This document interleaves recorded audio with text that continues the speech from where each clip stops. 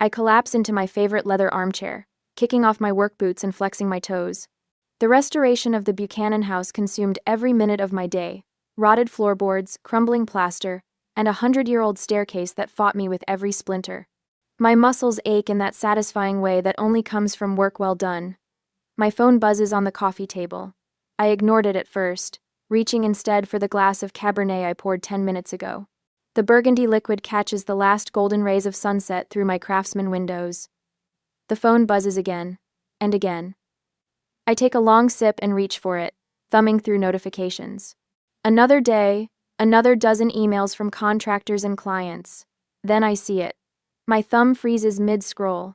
A photo of my sister Nyla draped in white satin, her face glowing beneath a delicate veil. The caption below reads, "Final fitting for the big day. Nyla and Travis, forever after." My breath catches. Wedding. What wedding? I swipe frantically through my feed.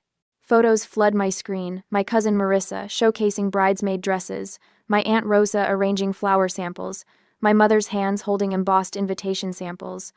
An invitation I never received.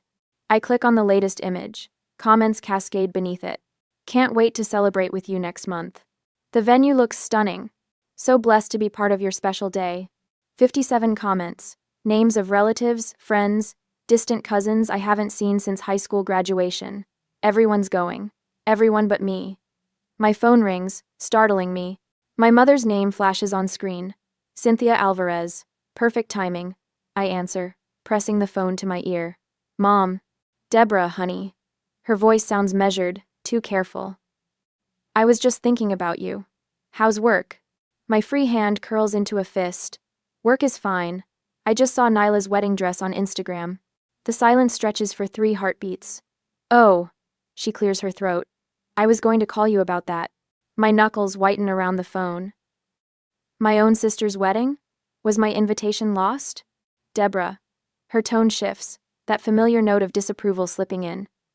"Don't make this about you. You know how sensitive Nyla is." "Sensitive? What does that have to do with—" "You're always so busy with your career. Nyla felt you wouldn't make time anyway." The room suddenly feels colder. I stand, moving to the window, where the Denver skyline glitters in the distance. "So you all just decided not to invite me? To my sister's wedding?" "Travis thinks family is important," she says, as if that explains everything. "And I'm not family?" The words scrape my throat. "Of course you are. But you know how things have been. After you criticized her cafe, I co-signed her loan. $22,000 that I paid back after she abandoned the business. She had the children to think about." My mother's voice hardens. "Single motherhood isn't easy, Deborah." I press my forehead against the cool glass of the window. Old memories surface. Nyla at 10 breaking grandma's vase. Me taking the blame. Nyla at 17 sneaking out. Me covering for her. Me at 16 announcing my engineering scholarship. Mom's dismissive. "Of course you got it, you're the responsible one." The responsible one. Always. "I haven't been forgotten, Mom," I whisper. "I've been erased." "Now you're being dramatic." She sighs, the sound of a woman burdened by an unreasonable child. "We can talk about this later. I need to go help Nyla with the seating charts." The call ends. I stare at my phone, watching as new wedding posts appear. Nyla twirling in her dress. Travis and his groomsmen sampling cakes. My parents beaming beside the happy couple. A family portrait without me. My phone buzzes with texts from Jenna. "Did you see? Call me." Marcus from work. "Just saw your sister's wedding stuff, what the hell?" Mrs. Henderson next door. "Dear, are you aware of what's happening with your family?" Even the people on the periphery of my life noticed my exclusion. I sink back into my chair, the weight of 35 years pressing down on me.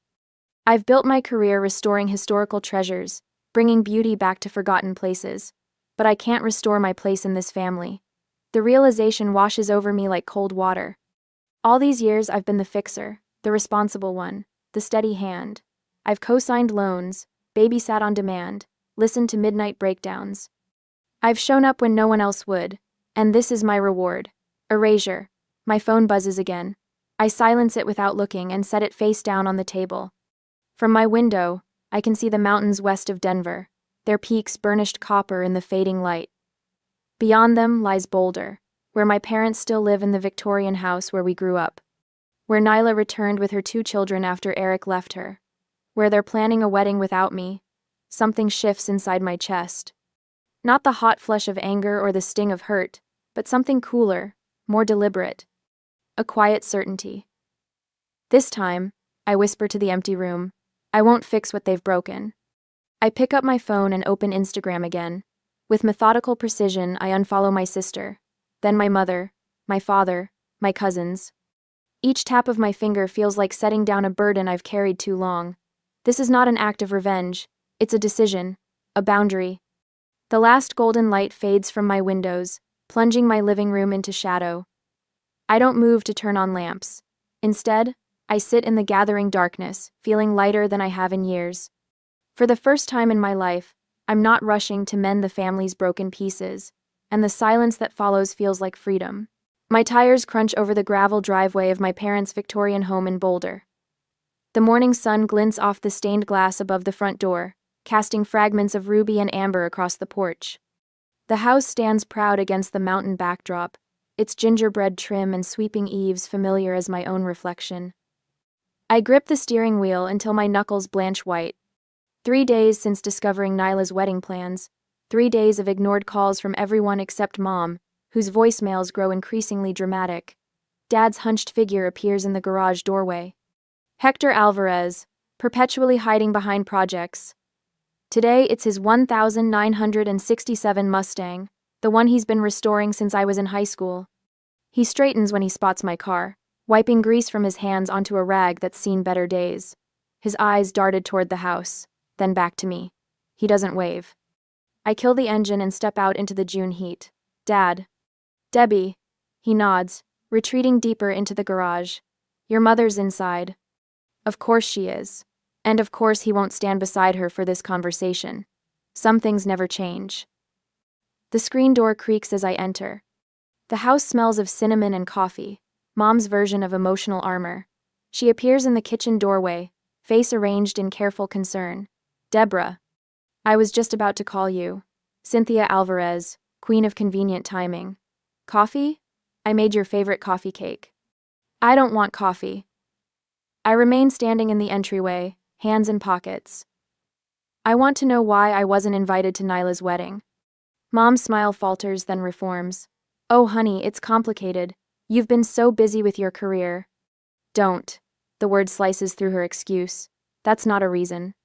She busies herself with the coffee pot, buying seconds. Nyla was afraid you might not approve of Travis. You can be. Intimidating. Intimidating? Because I asked questions when she introduced him after 3 weeks of dating? He thinks family is important, Deborah. She sets 2 mugs on the counter with trembling hands. And you've always been so. Independent. The garage door opens. Dad shuffles in, eyes fixed on the hardwood floor. Don't make things harder than they already are, he mutters. Harder for whom? I ask, heat rising in my chest. For Nyla? For Travis? For you two, who's always made excuses for her.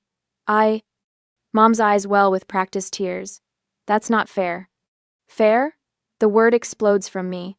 Was it fair when I co-signed that business loan for her cafe? $22,000, Mom. That's what I paid back after she abandoned it 9 months later. She had the children to think about, Dad interjects, finally meeting my gaze. After Eric left. Eric left 4 years ago. The cafe fiasco was last year. I step closer to them both. I've been making those payments while she posts vacation photos from Sedona. Single motherhood isn't easy, Mom whispers, and Travis is her second chance. Dad's voice strengthens with this familiar defense. He has a good job in pharmaceutical sales. He can provide stability. So she found her meal ticket, and now I'm embarrassing? The pieces click into a sickening place. Did Travis say he doesn't want me there? Their silence confirms it. He thinks I don't care about my family. I laugh, the sound harsh against the homey kitchen backdrop. That's rich, coming from a man who's known her for 7 months? Please understand. Mom reaches for my arm. This wedding means everything to her. After the cafe. After Eric abandoned her with the children. Emma and Lucas deserve stability, Dad adds. Always the children as shields.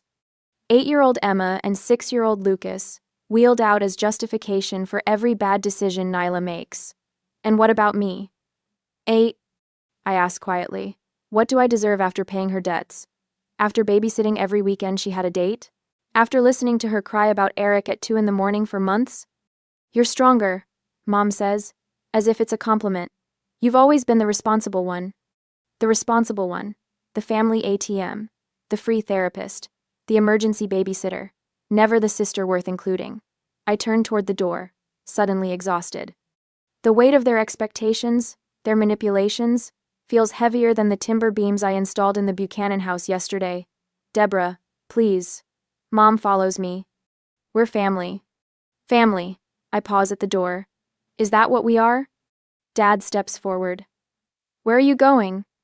Away from here, I say simply. If Nyla wants a perfect wedding, she can have it without me. I leave them standing in the doorway, faces painted with confusion, as if they can't comprehend that this time I won't absorb the blow. 20 minutes later, I slide into a booth at Copper Kettle, the coffee shop where Jenna works.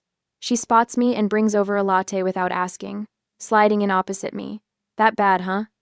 Jenna's known me since college. She recognizes the aftermath of family confrontation on my face. Worse.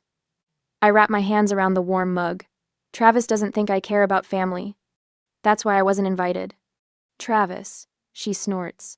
The guy who's known your sister for 5 minutes thinks he gets to decide who cares about family? Apparently. Jenna glances around, then pulls out her phone. Speaking of Travis. She slides it across the table. Kelly took these last night at Downtown Lounge. The photos show Travis, arm wrapped around a blonde woman who definitely isn't my sister. They're laughing, heads close together. In the last image, his lips press against her neck. My stomach tightens, not with surprise but with bitter confirmation. When was this taken? Last night, around 11. I push the phone back toward her. And what am I supposed to do with this information? Jenna blinks. Tell your sister? Tell your parents? Stop the wedding before she marries a cheater? The old me would have done exactly that. Would have rushed to protect Nyla from herself. Would have absorbed her rage when she inevitably shot the messenger. No. The word feels foreign but right. I'm not doing that. I'm not doing that. Deborah. This time, I'll let the truth expose itself. I sip my cooling latte. I'm not invited to the wedding, remember? It's not my place to interfere. Jenna studies me across the table. This isn't you. Maybe it should be. The realization settles in my chest, not with guilt but with certainty. I've spent my life fixing Nyla's messes. Look where that's gotten me. Excluded from her wedding. Jenna concedes. Exactly. I straighten my shoulders. So let Travis be Travis. Let Nyla make her choices. I'm done being the family safety net. And if she marries him? Then she marries him. The words should hurt more than they do. I can't rescue someone who doesn't want to be saved. For the first time in my life, I don't rush to prevent a disaster heading toward my family. The discomfort of inaction sits heavy in my stomach, but beneath it runs a current of something unfamiliar. Relief. I pour myself a glass of Cabernet and settle into my window seat, the Denver skyline glittering against the night. My phone sits face down on the coffee table, deliberately silent. 3 weeks have passed since I discovered my exclusion from Nyla's wedding, and today is the big day at the Ridgewood estate. The Ridgewood. Even the name drips with old money and exclusivity.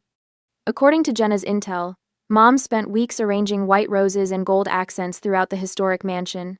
150 guests. Local press covering the union of Travis Reed, prominent engineer, and my sister, the perpetual damsel. I take a slow sip, savoring the wine's complexity. For the 10th time today, I resist the urge to check social media. What good would it do? Instead, I reach for my dog-eared copy of Restoration Ethics in Historical Architecture. Work always centers me. But my phone buzzes, rattling against the wood. Then again, and again. Something in the persistent rhythm sets my teeth on edge. I set my book aside and pick up the phone. 27 notifications, all in the last 4 minutes. My thumb hovers over the screen. Part of me wants to shut it off completely, finish my wine in peace. But an old instinct, that responsible one reflex, makes me swipe. A video fills my screen. Shaky footage from Ridgewood's grand ballroom. White roses everywhere, just as Jenna described. Guests in formal wear clustered against the walls. And in the center, Nyla and Travis. My sister's mascara streaks down her face, her perfect white dress crushed in her fists as she screams something unintelligible. Travis towers over her, his tuxedo jacket unbuttoned, tie askew. His face contorts with rage. "You knew I was seeing someone?" he shouts, voice cracking through my phone's speaker. "You set me up?" Nyla lunges forward, shoving his chest. "Everyone knew. You weren't exactly discreet." Then it happens. Travis's arm swings out, his open palm connecting with my sister's cheek. The crack echoes through the ballroom. Gasps erupt from the crowd. The camera shakes violently as the person filming reacts. "Oh my God," I whisper, fingers pressed against my lips. The video cuts off. I frantically scroll through messages, piecing together the aftermath. Jenna. Deborah. Are you seeing this? Marcus. Holy shit. Just saw the Reed Alvarez disaster on Instagram. Mrs. Henderson next door. Dear. Your family is on the news. Channel 9. I switched to the local news app. There it is. Already breaking. Society wedding ends in assault charges. The footage plays again, this time from a different angle. I catch glimpses of my mother's horrified face in the background, my father attempting to rush forward before being restrained by two other men. The anchor's voice cuts in. Police were called to the prestigious Ridgewood estate this evening after the groom, Travis Reed, allegedly assaulted bride Nyla Alvarez during what witnesses describe as a heated argument about infidelity allegations. I snap the phone off, tossing it onto the cushion beside me. My pulse hammers in my throat. Part of me, a part I'm not proud of, feels a sick vindication. But it's quickly swallowed by genuine concern for Nyla. No matter our differences, watching my sister be struck on what should have been the happiest day of her life twists my stomach. I drain my wine glass, refill it, and wait for what I know will come next. The phone rings at 11:47 p.m. My mother's name flashes on the screen. I let it ring 4 times, composing myself, before answering. "Mom." Sobbing erupts from the other end. "Deborah." Her voice catches, thin and reedy. "Your sister's hurt. Please come." I close my eyes, the words I've said 1,000 times in my life poised on my tongue. "I'll be right there. I'll fix it. I'll help." But something stops me. The memory of scrolling through wedding photos I wasn't meant to see. The years of cleaning up Nyla's messes. The money I'm still paying back. "I wasn't invited, Mom," I say quietly. "Showing up now would only make it worse." Silence stretches between us, so profound I can hear her breathing hitch. "But she needs you," Cynthia finally whispers. "She always needed you." "No," I corrected her gently. "She needed Travis. She needed security and status and a fairy tale wedding. What she needed from me was my absence." "That's not fair, Deborah." "I know." I swirl the wine in my glass, watching it catch the city lights. Neither was excluding me. More silence. I can almost see her face, the calculation behind her eyes, searching for the leverage that always worked before. The guilt, the family responsibility. The Deborah will fix it certainty. "I'm sorry about what happened," I add, my voice softer. "Truly, no one deserves that. But I'm not the solution this time." The line goes dead without another word. I stare at the phone, feeling something fundamental shift inside me. For the first time in my life, I've refused to rush into a family crisis. The absence of panic surprises me. I sleep better that night than I have in years. The next evening, Jenna arrives with takeout from that Thai place on 17th Street. We eat at my kitchen island, the news muted on the television across the room, occasionally flashing footage from the wedding disaster. "You holding up okay?" Jenna asks, twirling noodles around her fork. "It's wild stuff." "Surprisingly well," I admit, though the neighbors keep giving me these sympathetic looks when I get the mail. "Mrs. Henderson asked me if you needed anything when I was parking." I laugh. "Of course she did. She brought me banana bread this morning." The universal language of crisis comfort. Jenna grins, then grows serious. "Your mom call yet?" "Last night. I didn't go." Jenna's eyebrows shoot up. "Seriously? That's new." "Long overdue," I correct her. After dinner, Marcus texts to check in. Another unusual development in my normally quiet life. My colleague has become a surprising source of perspective. He understands being the family black sheep. "Saw more footage on the news. You okay?" He writes. "Better than expected." I reply. "Good. Some families only value you when they need something fixed. Trust me, I know." His words settle into me like the truth. I'm still thinking about them when a knock sounds at my front door just after 9. Through the peephole, I see my father, soaked from the sudden downpour, standing on my porch without an umbrella. Water streams from his silver hair down his weathered face. He looks 10 years older than when I saw him last. "Deborah," he calls, voice barely audible through the door. "Please, I need to talk to you." I lean my forehead against the cool wood, feeling the vibration of his knocking against my skin. "It's about the house," he adds, desperation cracking in his voice. "The bank is threatening foreclosure." My hand freezes on the doorknob. Foreclosure? My parents have owned that Victorian home for 35 years. Part of me wants to pretend I'm not home, to let him stand in the rain and feel what abandonment tastes like. But his slumped shoulders and rain-soaked appearance pull at something deep and ingrained. With a sigh, I turn the lock and open the door. "You have 10 minutes, I tell him, stepping aside. "And this better not be about Nyla." He steps in, rainwater pooling at his feet, and shakes his head. "It's worse than that," he says, pulling a thick manila envelope from inside his jacket. "Much worse." As I close the door behind him, a chill runs through me that has nothing to do with the rain. While he dries off, I fill the electric kettle. Some conversations require hot beverages. My hands tremble slightly as I pull 2 mugs from the cabinet, anticipating whatever new family crisis he's brought to my doorstep. When he emerges, he looks smaller somehow, diminished. He clutches a manila envelope, wrinkled and damp at the edges. "We've been using your money for something else," he says without preamble. The kettle whistles. I pour hot water over tea bags, buying myself time to process his words. "What money?" "The monthly checks. For the house. 4 years ago, my parents claimed they were struggling with their mortgage. I'd been sending $1,100 every month since then. For the mortgage," I say slowly. "That's what you told me." "Not exactly." He slides the envelope across my dining table. "It was for a loan.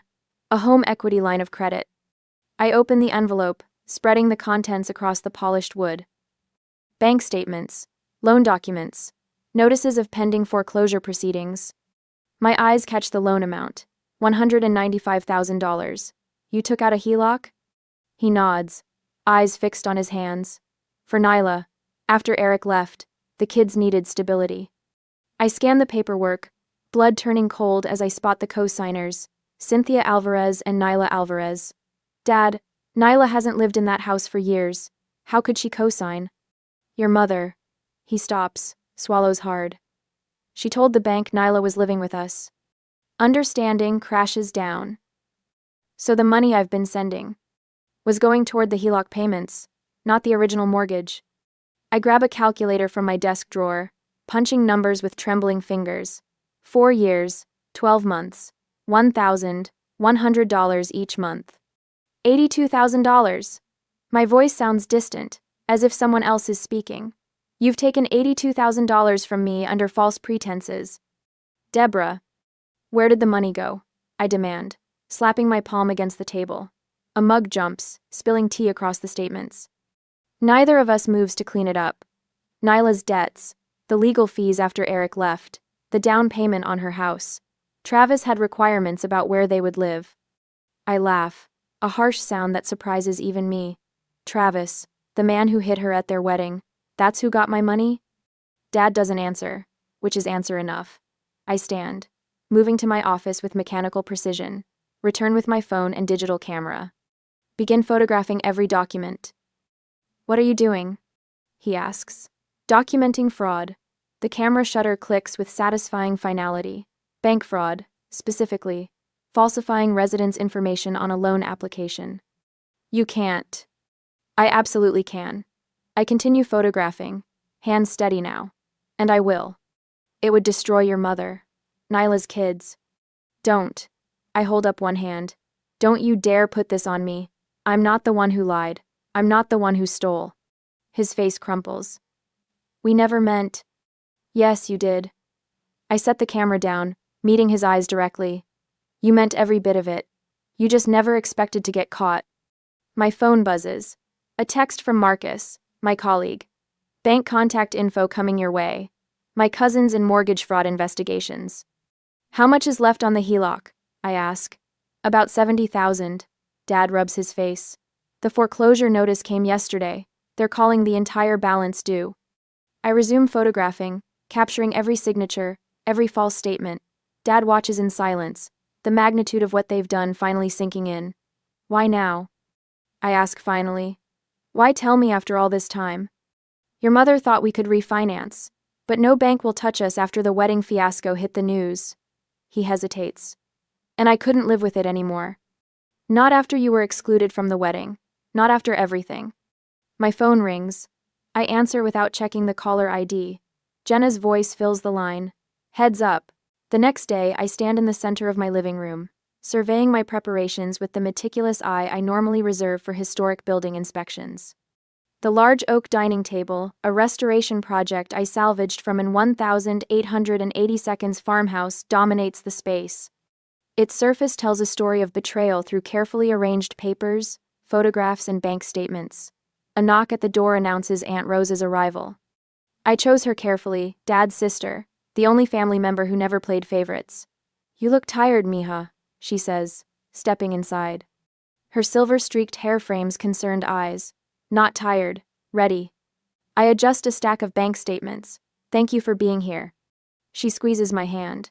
Family should tell the truth, not pretty lies. The doorbell rings again. My stomach clenches as I check my watch. They're 15 minutes early. A power move. Classic Cynthia. I'll make coffee, Rosa offers, retreating to the kitchen. I open the door to find them huddled on my porch. Mom's face wears a mask of injured dignity. Dad studies his shoes. Nyla stands slightly behind them, arms wrapped protectively around her middle. Come in. My voice sounds foreign to my ears, steady, unruffled. They file past me like solemn funeral attendees. No one speaks as they settle around my dining table.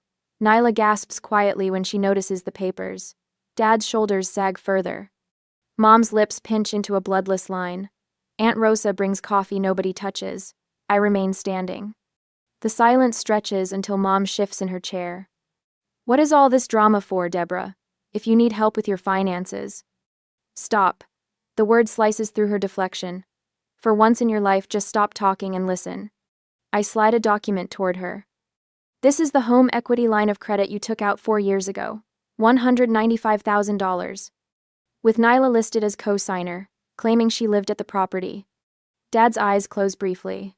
This, I continue, pushing forward another document, is the rental agreement I signed when I moved out 12 years ago.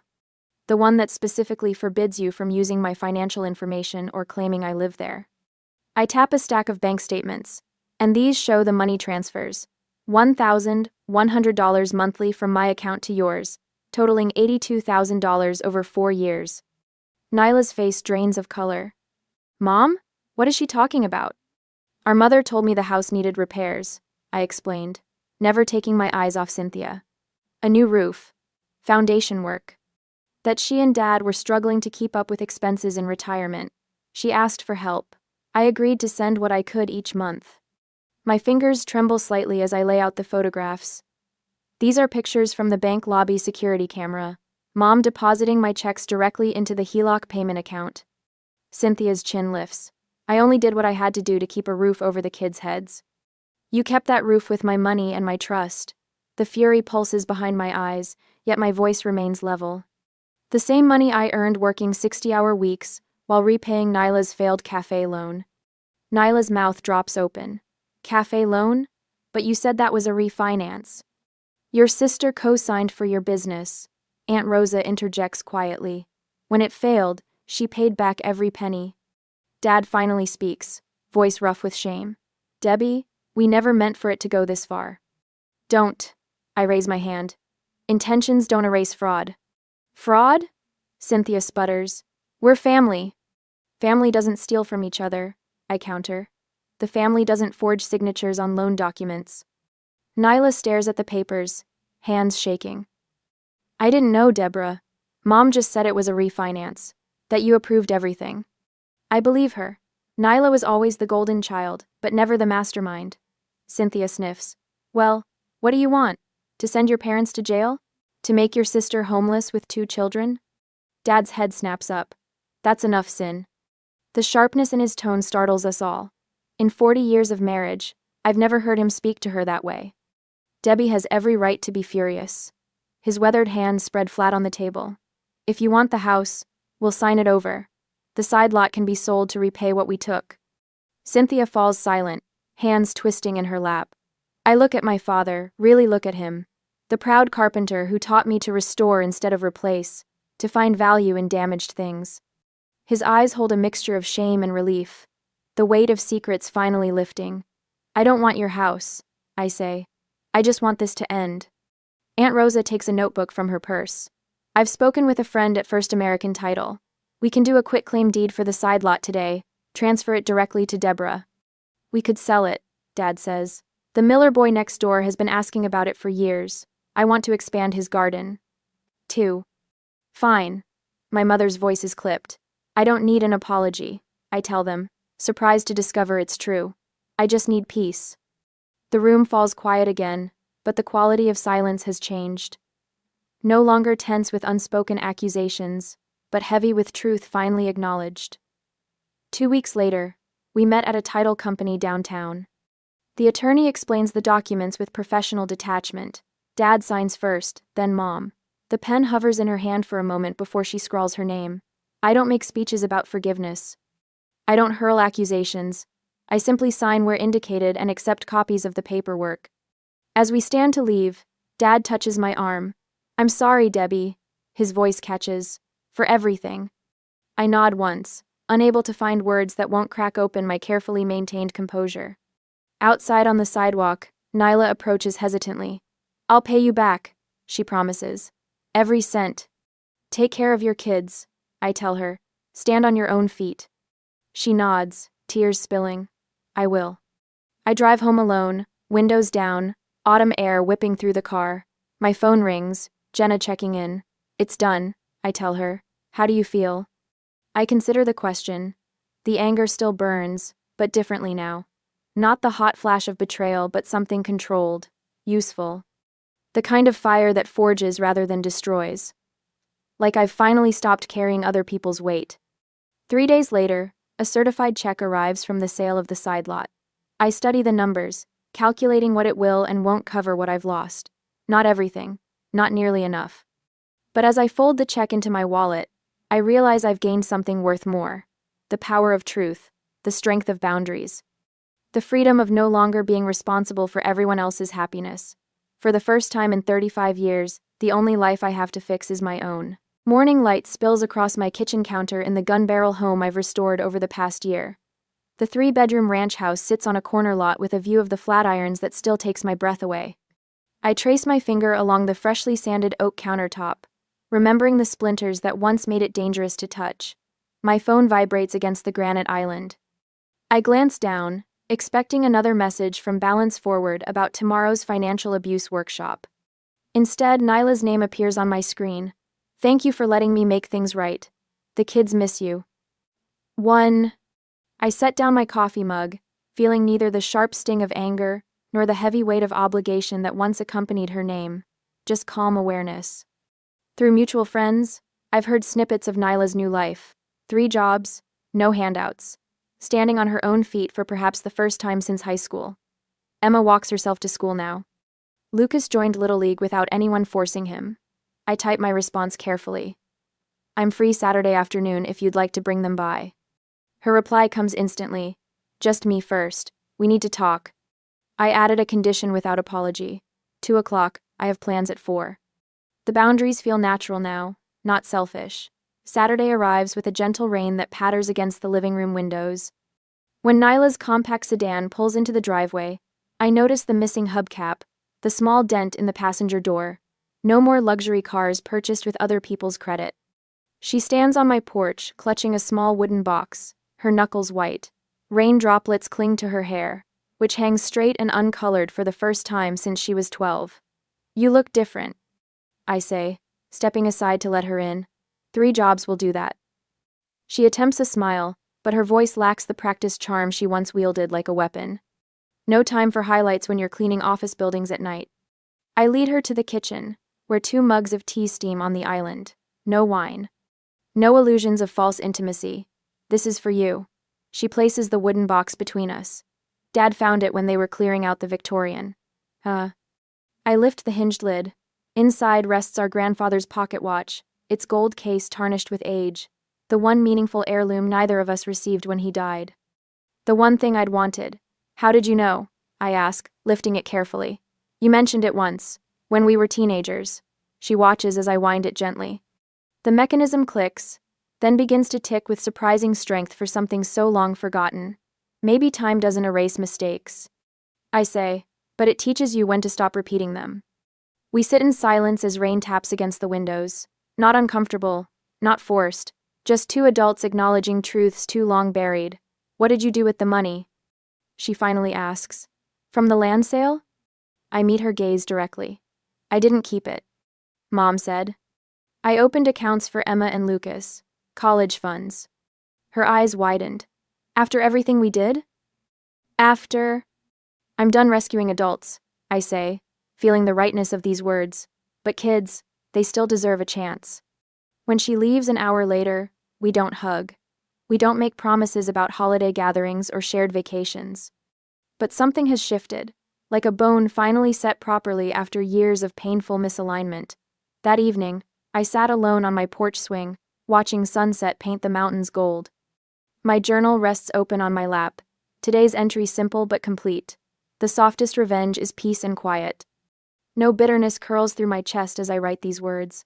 No burning need to make things even. Just calm certainty that I've found my way back to myself. In that stillness, I finally feel free.